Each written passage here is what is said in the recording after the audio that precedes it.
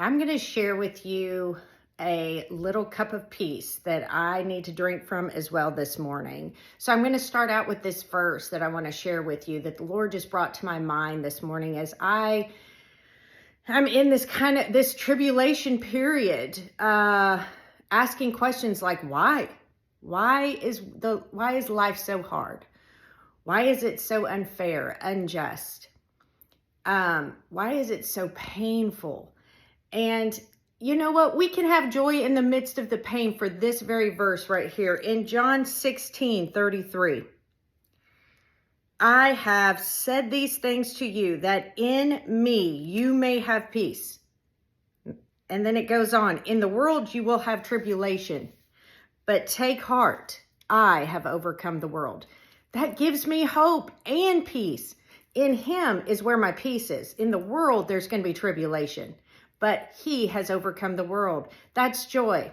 That's good news this morning. That's what we can hold fast to, is that he has overcome the world. And so in saying that, where is our source? You know, I have been in a real tribulation period this summer, and preparing for a big conference that's coming that I'm having in Little Rock, a heart built for purpose.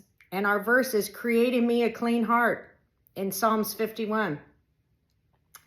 And the Lord is creating in me a clean heart. And you know what? It causes the squishing of the grape to make new wine. It calls the crushing of the olive to make new oil.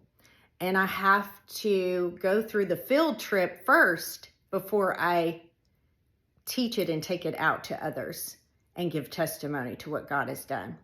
And that is just what will happen in your purpose, is that God will take you on the field trip first so that he can build that testimony that goes out and helps transform other lives. So don't be discouraged in the tribulation, in the storm, but take heart because he's overcome it. So that is where we go for our source. My first response, sometimes the enemy, not my response, but I'll just start having these thoughts come because I struggled with addiction for years with alcohol, and I loved my wine. And when I get really hurt or I'm in a lot of pain, the enemy will start to say, go buy a bottle of wine, just check out, numb yourself. And man, that temptation comes. But I have to go back to the word and go, no, he is my source. He is my peace. And in that, I can have joy. And because he has overcome the world, he has overcome the unfair, the unjust, the things that are wrong, the lies of the enemy. He has overcome that. And so that is where I have to go. And I have to believe that he will fight on my behalf, that he will right the wrong. I want to fix, and I want to make it right, and I want to make it just. And it's just not always going to be right, and it's not going to be just, and it's not going to be fair, because we were not promised any of that.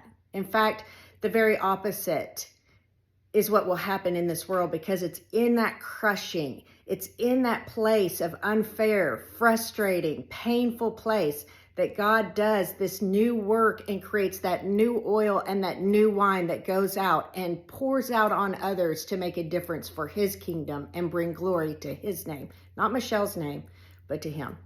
And so I have to just be a willing vessel, a sacrifice, a living sacrifice. It says, here I am, use me, Lord. And if you've got to crush me first, I will trust in you, because your word says you have overcome this world and my peace is in you.